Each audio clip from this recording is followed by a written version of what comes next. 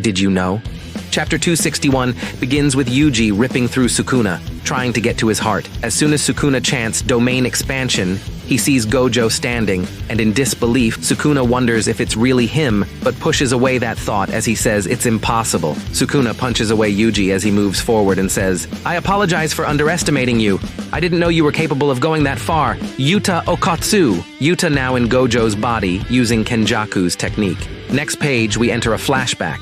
Yuta decides to have Rika consume Kenjaku and copy his CT, which will allow Yuta to change bodies. Maki denounces this plan, but Hakari says he has a condition. They will only use this plan if they don't have any options. Kusakabe exclaims to Yuta copying the Limitless and the Six Eyes, but Shoko rebukes it. The Six Eyes are not a technique to copy.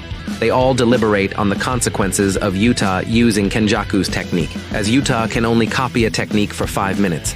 Kusakabe asks if this plan is humane. Yuta exclaims that his humanity is nothing compared to defeating Sukuna. Maki then reminds Yuta that they are only worried for him. Yuta rebuttals with rage. Why is Gojo-sensei the only one who has to burden himself with being a monster? He intends to become one himself if he must.